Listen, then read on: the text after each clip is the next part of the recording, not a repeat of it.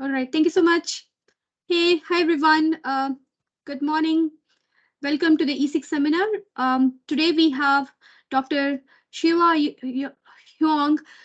He's an associate professor in electrical engineering department of Colorado School of Mines. I don't know what's going on. Why can't I speak today? But prior to this, he was a principal power systems engineer at Utility Data Inc. and a staff power system research engineer at Pacific Northwest National Laboratory. He received his PhD degree in electrical engineering from Arizona State University in 2016, Bachelor's of Engineering and Master's of Engineering degrees in Electrical Engineering from South China University of Technology in 2009 and 2012, respectively. He is the recipient of 2019 IEEE Power and Energy Society Prize Paper Award, 2018 R&D 100 Award, and Best Conference Paper Awards in IEEE PES General Meeting in 2020 and 2018. He serves as an associate editor of IEEE Transactions of Power Systems. His research interests include power systems modeling, simulation and control, fusion and application of AI and machine learning, and advanced computing technologies for digitizing and transforming power and energy system. Dr. Huang will be talking to us, speaking about convergence of physics, AI, computing, and control for enabling and securing power and energy systems transformation. Thank you so much, Dr. Huang, for being with us today, and back to you. Yeah. Thank you. Thank you, Anamika. Can you hear me? Yes, we can hear you. Yeah. First of all, thank you for the invitation, and also see a couple of folks from PNNL. For example, Jeff Dago is there. So it's really my honor to speak here, and particularly because of a major part of the work here is also from originally from PNNL, and then I also will be talking a bit of my ongoing work at Colorado School of Mines. Without further ado, so first, as you can see here, I would like to definitely acknowledge all of my collaborators, primarily from PNNL, and also a couple of folks from industry. The first part of the presentation was from ARPA-E project work, so it's funded by ARPA-E, and then a second project from DOE AGM, and then two ongoing work is funded by Sloan Foundation as well as PSEC. This is a presentation outline today. First, I would like to give a little bit kind of background and motivation of why we focus on this fusion of different technologies, and then talk about the idea of behind the ARPA-E work for basically to how we achieve intelligence grid control for large-scale systems by convergence of AI, physics, computing, and control. And then I would talk about another project to coordinate T&D restoration and primarily using advanced code simulation for some feasibility check. And then I will briefly talk about some ongoing research work, trying to build the connections and see if there are any further cooperation opportunity here. So the big picture here is about the big transformation. Definitely, everybody quite familiar with our ongoing trend is moving very fast from the carbon heavy, which is from what you can see on the left-hand side, still very carbon heavy in terms of our energy consumption resources, and to our 2050 goals, achieve carbon neutrals. So there are a lot of we need to be done in this process, and there was a lot of challenge as well. And that's I would say the big picture or the context of my talk today. And regarding the major changes, I guess everybody was quite come to the consensus. It would be keep increasing the renewables, doing a lot of electrifications, transportation, our buildings, our appliance, and then also make sure that the transition is safe and secure as well. So in terms of the electrification, here I would like to bring three charts to show basically the actual numbers or the chance. As you see here, one of these is about the EV in US, and also similar trend in China and Europe as well.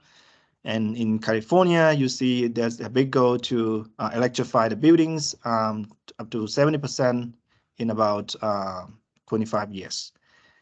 And with this electrification trend, we see after in last two decades, we almost hit the plateaus of total electricity consumption. But moving forward, most likely we will increase by 20 to 30% in the next 2 decades or so. And with this trend, definitely one very clear thing happening is on the edge of the grid is about massive distribution resources integrations, which totally transform not only our energy, our source of generations, but also transform the whole system in terms of turning our distribution system from a passive system to an active system, which provide both challenges and opportunity. And I will talk about one of the opportunity in this talk as well regarding how we can leveraging those resources for system restoration.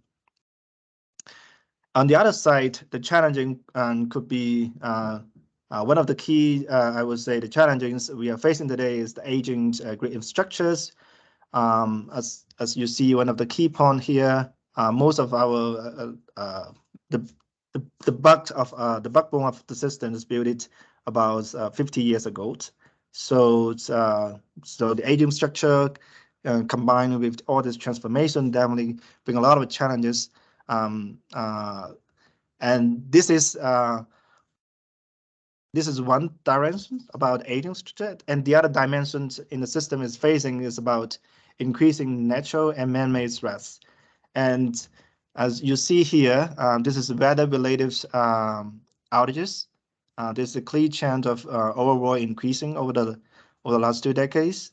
And then this is some of these critical cyber threats that's in not just in energy, but also in energy important infrastructure sectors as a whole. So we need to make sure that our grid is safe and secure towards both kind of threats.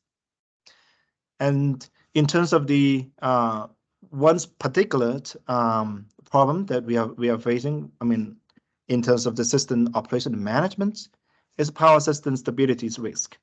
So this risk is a part of it is due to our rapid generation mix change, and another part is that now our operation tools are not adapted up to the date or up to the challenges that we're able to manage the system. So the key takeaway here is that this issue is not just in US that we have a lot of challenges, but also across the globe. So it's a global challenges, and this stability issue is not just one dimension. It can be voltage stability, transient angular stability, and also some control stability due to the interaction of power electronics and power system and traditional AC power systems.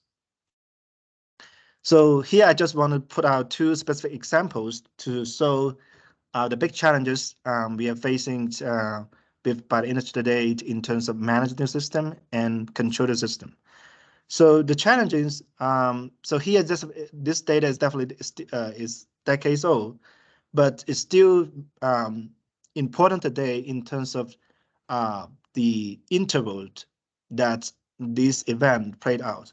There were a couple of, intervals, events happening with very short-term intervals, which means that the control supposed to be having very fast in order to stop some of these like further cascading of these events.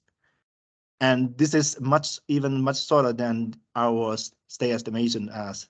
So this is one critical challenges. And another more recent events is about the Texas in 2021.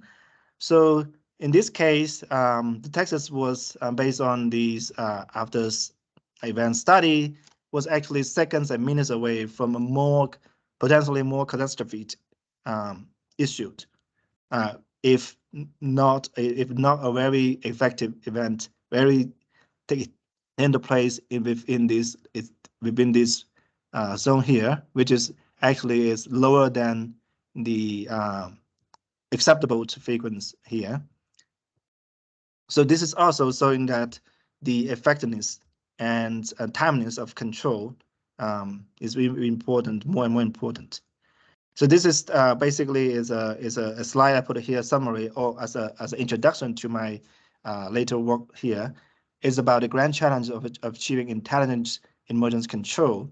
So emergence control is on the other side of the control compared to preventive control. This is more the post-event controlled. And by post-event control, that's happening like the two examples I saw here. This is kind of control have a strong requirement in terms of scalability, solution time, and security and adaptiveness. But however, if we look at the existing control methods and there are we see there are some important issues or critical issues out there. Most of the industry today basically adopt this rule-based control. Basically, those rules are set up probably days or months ahead for some typical or extreme events. And we know the system is moving very fast, and there's a lot of potential played out of this emergence. So these issues, causing the issue of this kind of control are not adaptive, and could be very time consuming and labor intensive to develop and update to basically develop such kind of rules. Another, the other two is more on the like research or academic side. Like we have been proposed a modernizing kind of control for quite a long time, but they still suffer from the scalability and solution time issue. And the last one is about something also related to this talk is learning-based or data-driven control. We will see they have suffered from the scalability, security, and adaptiveness issues here. So that's one of the key challenges. I think the other big challenges, more in a larger scope, is to think about the future operation and control paradigms. So our existing operation and control more focus on at the bulk power system level and then controlling the load and generation at the substation level. But we see the trend is now we have more and more active resources or active players at the edge of the system in a much larger, like thousands of orders compared to what we have here, compared to what we had before. So we need to rethink or with engine our future grid operation and control paradigm. And at the same time, we see AI and advanced computing could be a game changer for power industry. By that, I want to just put out a few examples here to show what could be leverage. So why are we saying they could be the game changers? So I mean, the example shown here is the AlphaGo, which probably most of you know here, and another big company recently catching the eye is OpenAI. They developed deep reinforcement learning methods to not only to solve this complex cubic problem, but their most recent advancement is the ChatGPT, able to basically leverage the knowledge out there in the whole internet and build something seems to have more common sense. So how we can leverage that, for example, something like ChatGPT have more common sense and knowledge about the world, and embed it into the control, embed it into our system operations. So this could be a game changers. And the other side of game changers is the advanced computings. So this you see here, this is the developments over the last decade. So you see we have almost doubled or doubled the performance about 1.2 years in terms of the superpowers, computing power capabilities for the supercomputers. And the AMD, they project they can continue to achieve this one moving forward while improving the efficiency.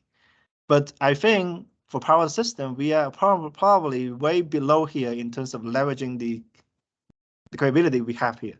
So there's a lot of potential. Quantum computing is, I think, at the early fancies and infant stage, but Google already made a very important achievement in terms of achieving the quantum supremacy. And the last thing I want to highlight here is about the edge computing and edge AI, which I worked with before, as in the joining startups. So they leverage the NVIDIA edge computing chip to improve both these data processing as well as decision making process at the edge, which is attached to the smart meter. So it could be becoming our edge in the next few years will be totally different compared to what we hear today. So there will be much better data collection, much better situation awareness at edge, and also autonomous decision making at edge. So these could be the game changers for the power industry. So the theme of my talk today is about how we can leverage the power of AI and computing to transform the power energy systems. And I will give two specific examples. So the first one, and again, is the one related to convergence of AI, physics, computing, and control for intelligent power systems. So this one has been like the content here is not sensitive. I have to claim that it has been like submitted to PES as well as several other talks through PNL site. So I also get the like approval from Yusu to give this talk. And this is, so I want to give the highlight about what we aim to achieve first. So I talk about the challenges we are facing today in terms of controlling the system, particularly at the control center. And the big challenge is now the operating systems, operators are basically at the driver's seat to controlling a very complex and much fast operating system now.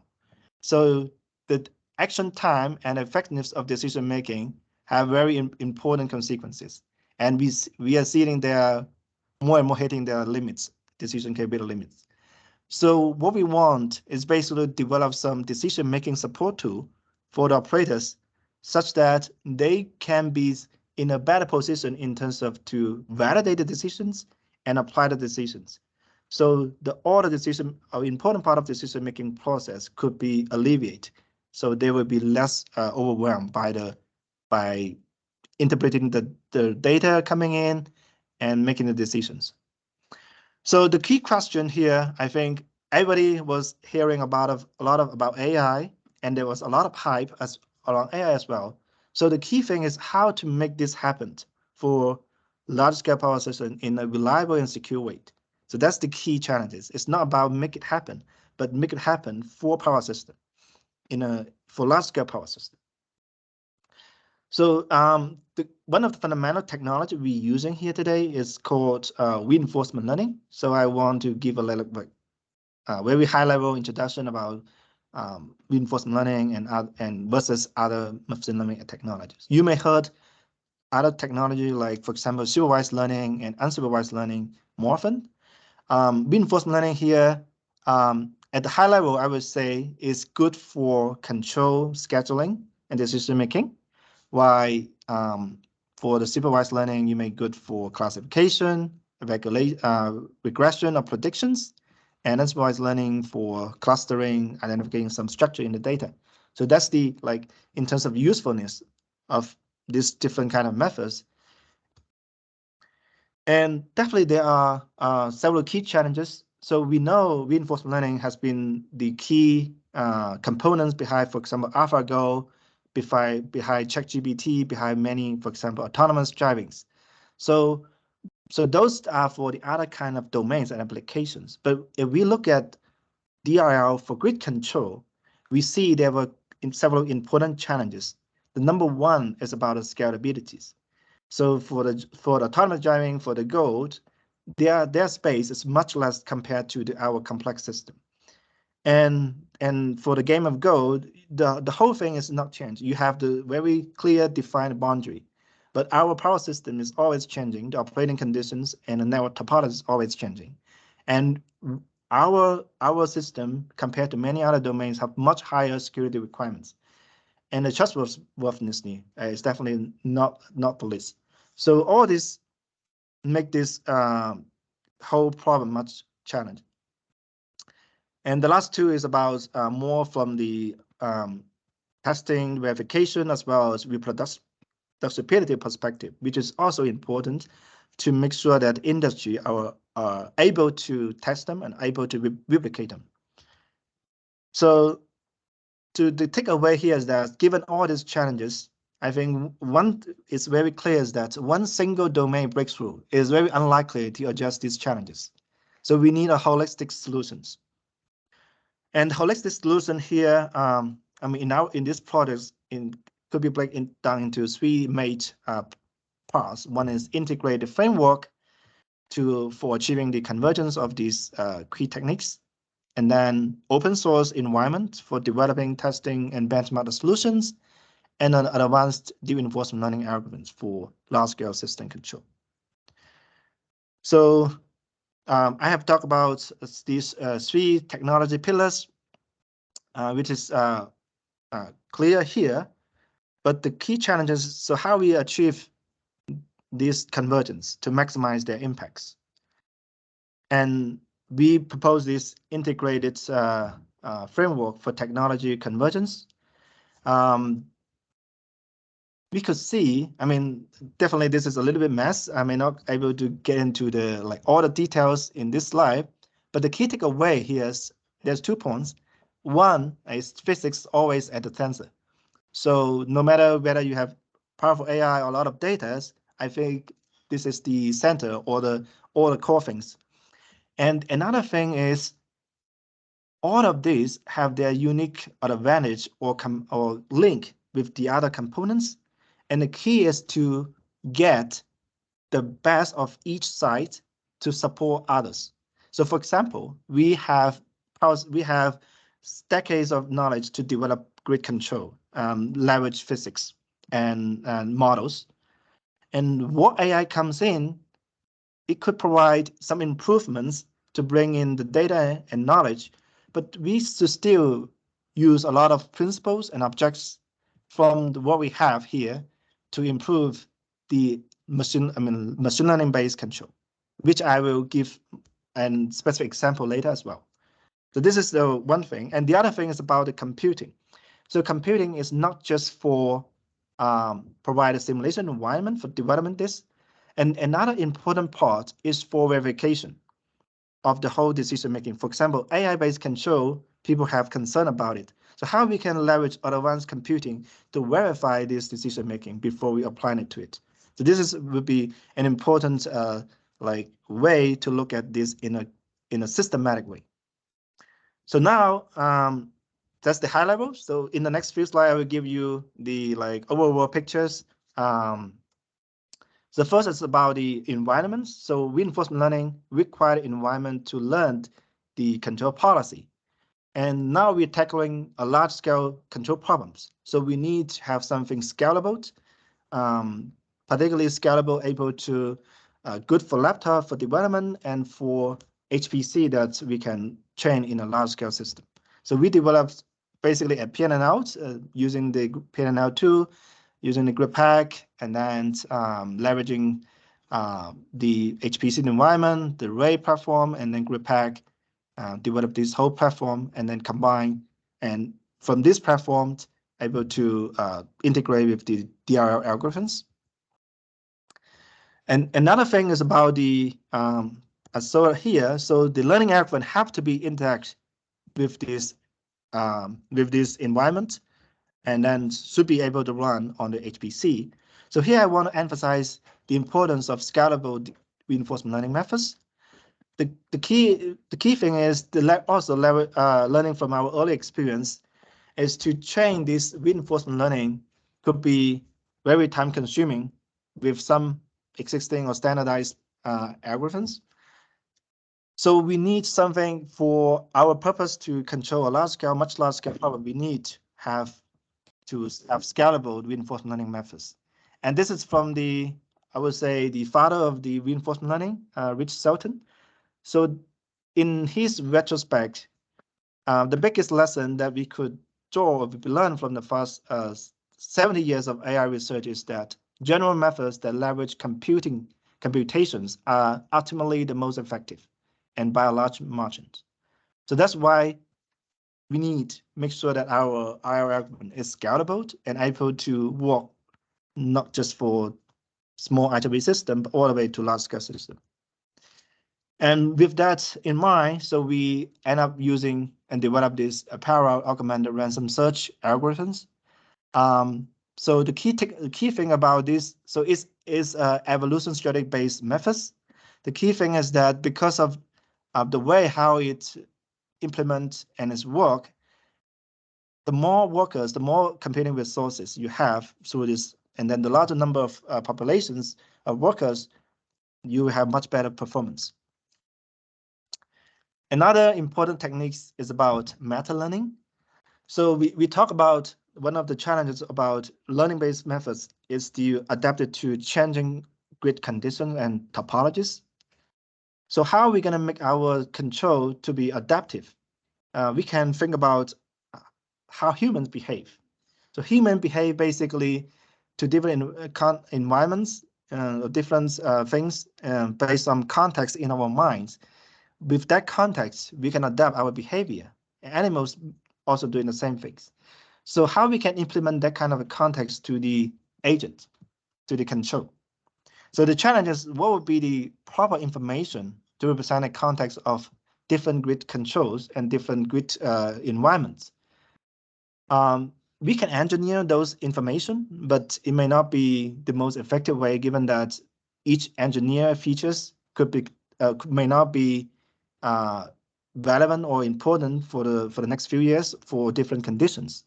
So what we end up would be we try to make this as part of the learning process. So learn the context automatically from data and the learning experience.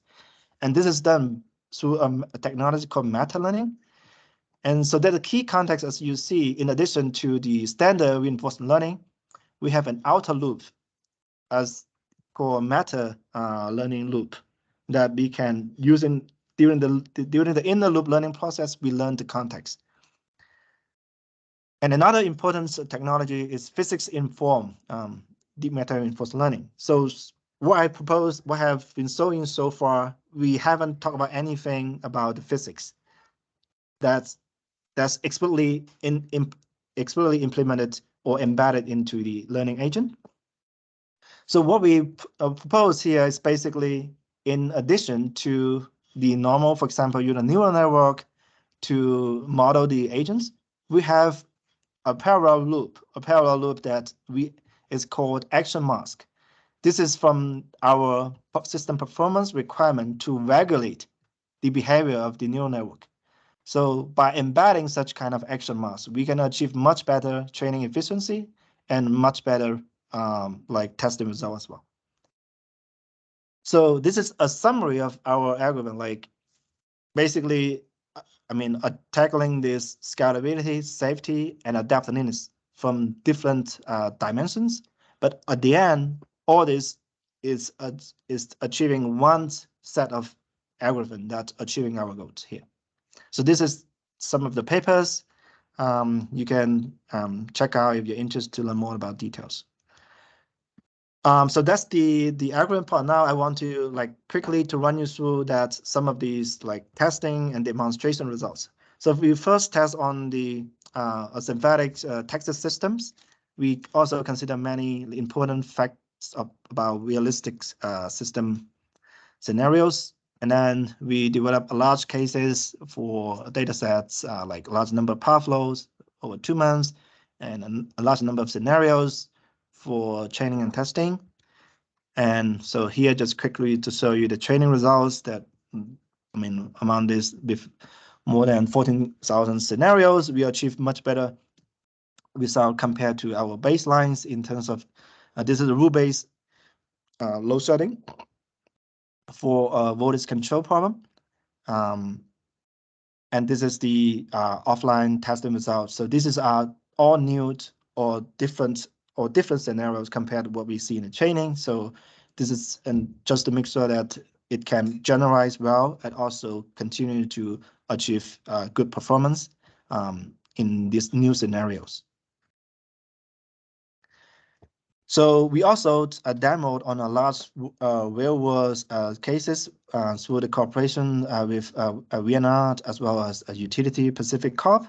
And when we have considered 3 emergence controls. So in the next slide, I'm going to show you is generation tripping for transient stabilities. So this is the some case study of basically demo on the Pacific Corp system, and this is the zoom in some of the regions that we've so Pacific Corp. And the key takeaway here is to compare two different control methods. One is our learning-based method. One is the rule-based or E16 protection, kind of like out-of-step protection control. So we're able to reduce about 70% in terms of the total generation chipping to avoid these extreme cases. So that's the one important part of the work, and this presentation has been given in several times in others like IEEE, as well as very recently in ESIC. So if you're interested, you can check out that more detailed presentation. So next, I'm going to talk about another research topic is basically leveraging the computing and simulation to support the T&D restorations. So traditionally, the restorations are basically very isolated, and we know with more and more DERs and what's happening, all that happening in the distribution system, we would like to and we should coordinate all these restorations. But the key challenges is one of the key challenges is about the real-time system feasibility test, which means that all the plan systems restoration plan usually is coming from some optimization process, but there were some important effects primarily like from the dynamic perspective that are not considered in this optimization stage. So we need to verify them, particularly in a real system control settings, like in efficient way to verify them. But there are also a lot of challenges in terms of the scale of the problem, the complexity and durations, all that. So the key takeaway is that we need to have powerful tools to support this kind of like feasibility test for T&D system restoration. So we developed again, this is PNNL works, developed this Interact T&D multi-scale code simulations. Basically is the key thing is to make it interactive and multi-scale so that it can capture both the steady state power flow as well as the transients or the dynamics during 1 or 2 days long system restoration process. And this is showing you some of the usage of this particular kind of capabilities. So showing you that using, for example, get optimization result and then applying it to the system. So you will see some voltage violation issue because of at early stage, the system is very light loaded and there's not much control capability for the reactive power. And through this verification, we noticed this issue so that we can close the loop with the optimization to better manage the voltage issue. So this is, and then we can correct them so that we can adjust this issue. So this is the one angle, and we also have other work, other application look at the frequency perspective as well. So this is two parts. I want to spend probably a few minutes to talk about some ongoing research work at MICE and trying to build the bridge, or hopefully that you will be interested. So at MICE, I kind of like formed this lab to focus on basically still on the convergence of like these three key pillars which I'm interested in, and the goal or the thing is that we will enable and accelerate the future electricity-centric energy systems, digitalization and decarbonizations. So the research areas still will be focused on my previous background, like modeling simulations, AI for power systems, and then electrifications. So next, I will talk about one of the projects is funded by Sloan Foundations. So I'm not the PIs, but I was involved in this after I get into this university. And the key thing is about low-income communities retrofit, electrification, advanced energy management, and decarbonization. So it's a very good project from my personal perspective in terms of we're able to first retrofit this in low income, so it provides immediate benefit to these communities, but also we're able to install meters, sensors, and IoT devices on those in these communities, and we will also deploy our advanced controlled strategies to help this community to better manage their conference and electricity bills. So at the end, so our goal is to achieve load, net loads or net zeros on carbons for these communities.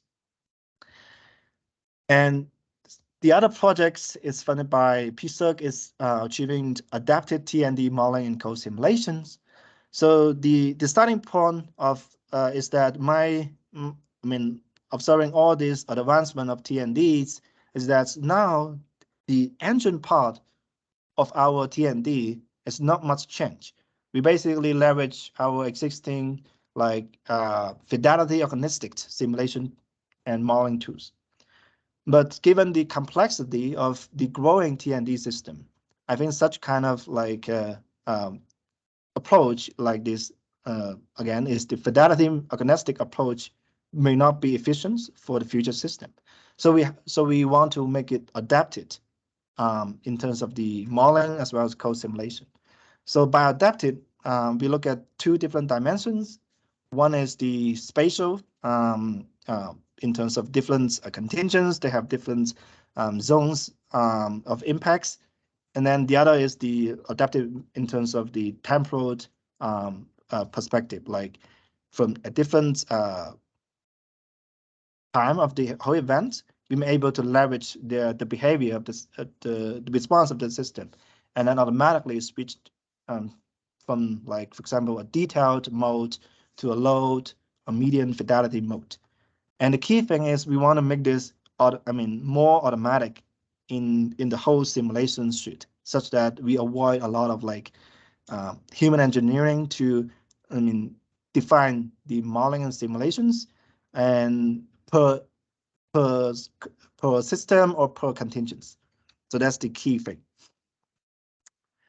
So with that, I'm going to wrap up my talk today. So I think the key idea is that for securing and enabling the system transformations, among all those different things that we need to work on, and I want to point out that intelligence and power system control and improved system coordination between T&D and even buildings will be important direction or areas to help the transformation, while at the same time safeguard the grid. And for solving such kind of grand challenges, single breakthrough will not be possible to make that happen. So we need the convergence of some key technology pillars. And so we in the work, I basically present the P&L primary work that's showing that we're able to achieve them when we're able to cooperate across the different boundaries, and we're able to demo them also on a real large scale system as well.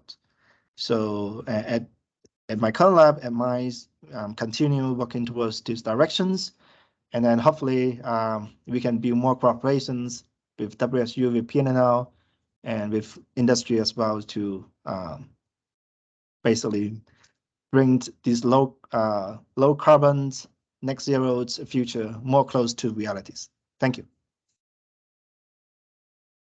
Thank you, Jia, for the presentation. All right, so we're going to open it up for question Q&A. So online attendees, please raise your hand if you have any questions. Students, you can unmute yourself and ask questions. So while you are thinking about questions, let me actually get this session started. So Shiva, a very interesting presentation, and talking about different aspects that need to come together to really solve this problem. I have a question about the AI methods that you are developing to solve this large scale control and control problem in power grid. I guess my question is how it's a safety critical system that we are dealing with at power systems, right? So how do you what is it needed that is different from, let's say, what chat gpt is doing, or what, let's say, what we are doing with rl in general, computer vision, or other kind of applications that are coming up with the use of reinforcement learning, compared to how we actually use it to operate the power grids? What kind of thought needs to go there for it to be be palatable for, let's say, power systems community? What are your thoughts on that? Yeah, so Animika, this is definitely a very important question, and it's also a question I think almost I've been asked in almost every lecture as well, or we talk, because of definitely the security and reliability concern of power system is so high. Um, why we why we trying to bring something new onto the table as a part of the solution. So my answer probably would be from two perspectives. One is technical, one is from operation, like deployment operation perspective. From from the technical perspective, I think there are definitely ongoing research as well as like what we are showing here. So first is like secured or safe oriented reinforcement learning is important research directions, and then how we embed physics into learning is important. I would say it's a direction as well as important techniques to improve the uh, safety or improve the reliability of them. And so, for example, something like what we propose here, like as an action mask.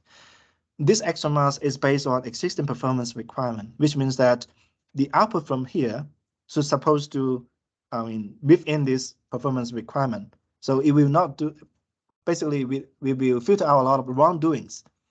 We know the power system is changing. There may be some corner cases. This agent will behave very randomly or very badly. So using something like this as a filter that human trust can filter out a lot of like unwanted or unwarranted actions. And from the operation side, I think, which I haven't talked about, but there's ongoing work we have been cooperating with RTE France and Apprit is talking about trustworthy list of the learning-based methods is how we can make the AI as a partner or co-pilot for the operator or for engineers, so that they can trust it. So the key idea, I mean, in that work is to allow the agent to basically alert the operator. So this is a situation the agent is not comfortable with, is new to the agent itself. So it can basically allow to for example, the controller operators to take over that or to neglect that decision from that moment. So that will be basically allow the operator to be more confident about the outcome of this AI, and then also will be also alert the control these control operators that this is also a very specific case, a very unique case that even most likely operator will be unfamiliar as well. So to help them to better prepare for this kind of emergency issue. Yeah. Great point, Ashua. Maybe a follow-up question on that. So, one challenge that I see when we want to think about these learning-based approaches is we have no way of training these agents with the real system, right? So we need a representative model which is good enough of the actual environment, right? The simulation should be very close to the real world. So what do you think is the value of, do we have that fidelity of simulation which we can trust to train these model and really deploy in the real world? Or is there something else that needs to happen in the transition process, as we are trying to train these models using a simulation platform which maybe has a which could be different from the real world, right? So how do we make sure that really what we are training is applicable to real world? And I guess the follow-up question on that will be, do you see value of these learning methods to be more of a supplement to the legacy control approaches that are already there, or do you see that they will be replacing them as we think about this future system? Just your thoughts on these couple of points. Yeah. So regarding the simulation or environment side, I think the answer probably yes or no. Yes, we may able to our existing simulation method may be still able to produce very good results compared to existing system. But moving forward with more and more power electronics and also high coupling with, for example, IT, I would say we still have some gaps. That's also, and also I know, like, for example, PNNL and other national lab is working to improve this simulation tool as well. To basically, for example, the grid pack, they also improving it to have better simulation capability for power electronics. So that would be, I mean, ongoing. And I see as long as we have good support from all the, I mean, the demand is there, and also we have now good things is that the government is also support to develop this new tool. So I think I'm confident that we're able to make that happen. And the other part I think would be, so the second question, I think you're asking like how this would be positioned. So it really depends on the applications. I would say for some very critical applications, for example, controls and protections, I don't see it would be as a replacement. More likely, it will become something to standing on a side by side, like kind of way to operate with existing systems, such that we gain. For one thing is we gain more data from them.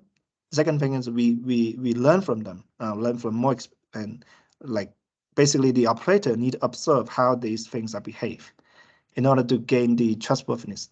So this is I think the settle mode probably would be important for the critical applications.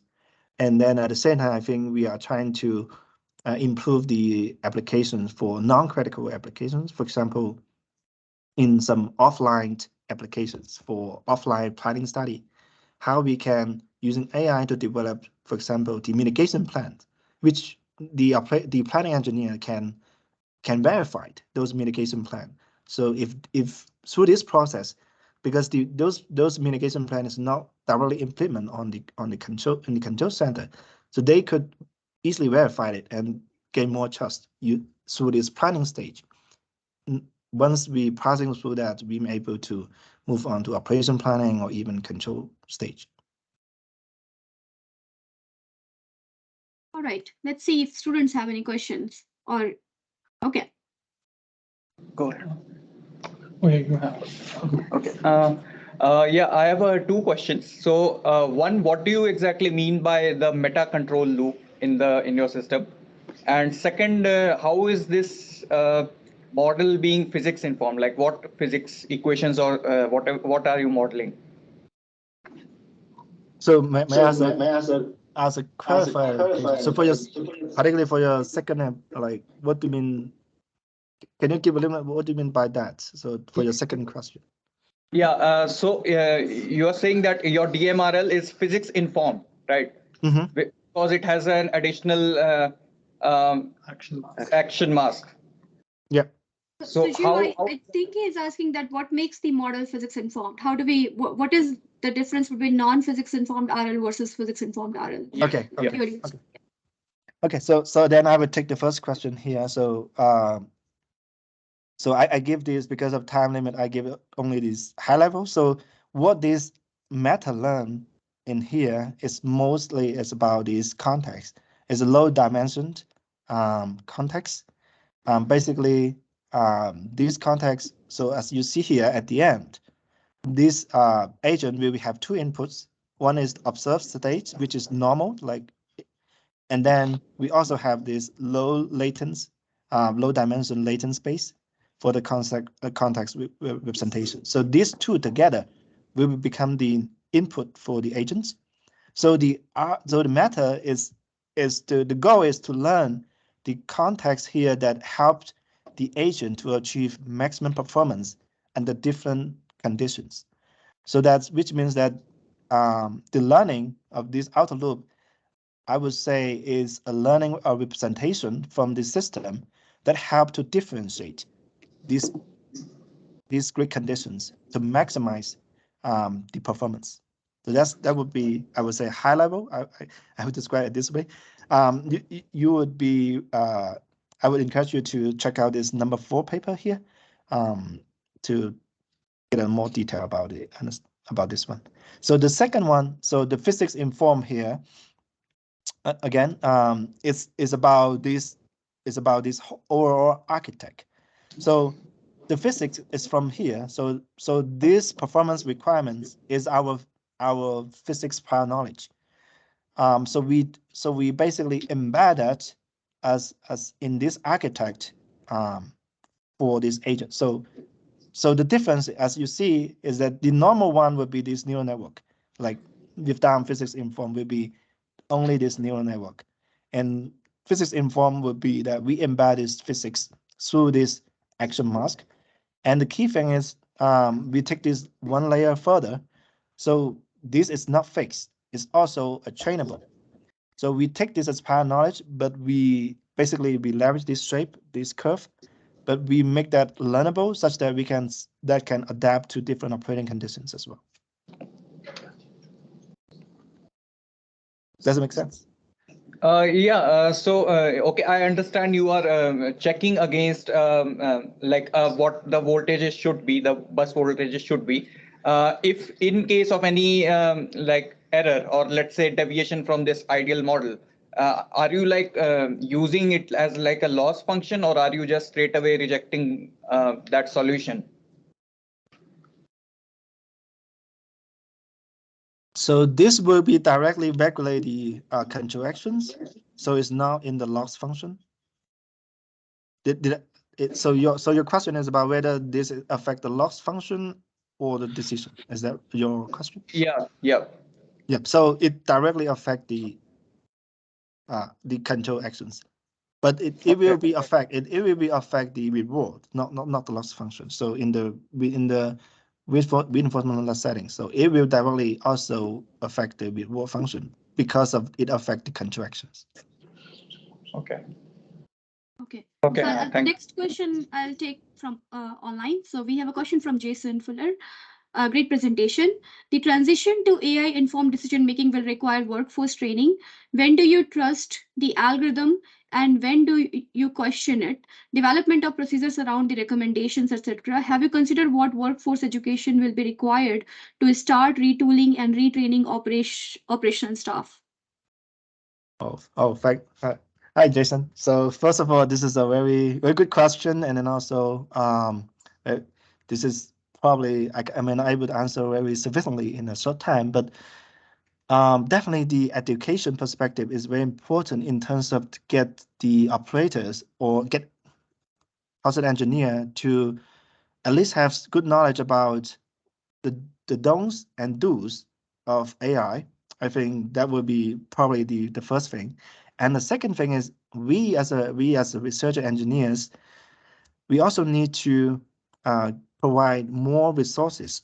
For example, we can further leverage the platform we build up here at PNL that can create application as a training environment that this as a decision support tool could provide support to the operators, so that operator could now basically we take some. So I take a step back. So basically we take some time to get used to smartphone, and get used to ask Siri or ask like Alexa to provide some suggestions.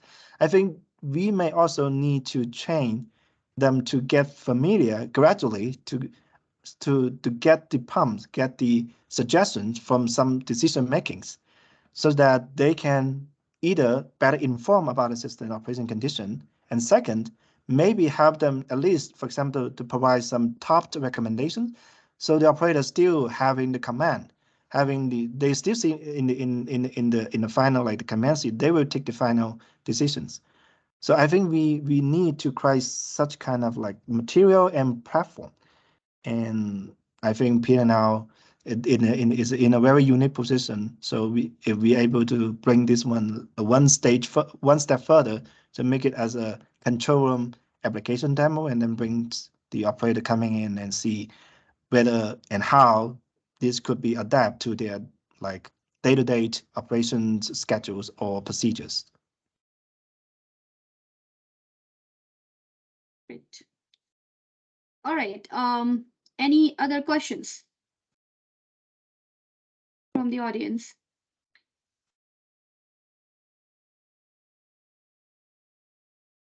Okay. I see one question in chat. It's more of a clarification question, Shiva. It's on DML RL training. How is the uncertainty band calculated? Uncertainty band, great.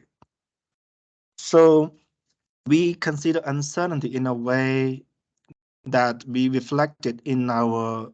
already reflected in our scenarios, I would say.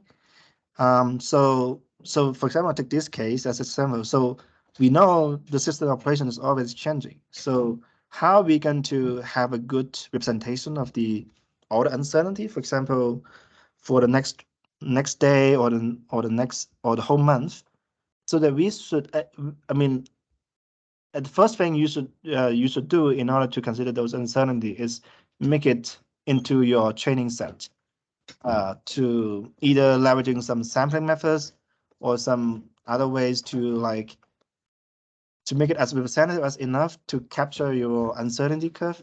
And in terms of uncertainty curve, I think definitely you need to either using historical data or your forecasting methods to capture those uncertainties. So that's the first step, and then second step, we build that into your training set, and from there, I think you will have a better agent to start with to work with this. I mean, better handles uncertainty. And the second thing I would add to that is about this meta learning. So this meta learning from at least from this what we test is that it can better adapt to something even out of those the boundary that we train with. For example, the peak demand. For example, originally we consider 120%. It seems to be able to use the meta learning to adapt to much higher than that, to some extent. So this is two orthogonal methods. One is you have good representations, and the other one is to make sure that from what you have learned, you can adapt to something beyond that as well. Great. Thanks, Shiva. We will end with one last question. So what would you recommend students who are diving into, machine learning applications for power systems?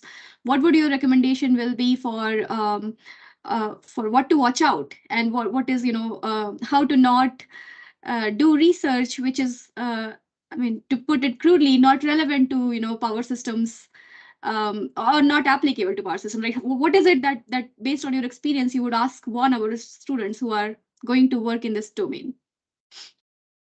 So I think most likely my first recommendation is to pick one application, either forecasting, either control, either some like optimization.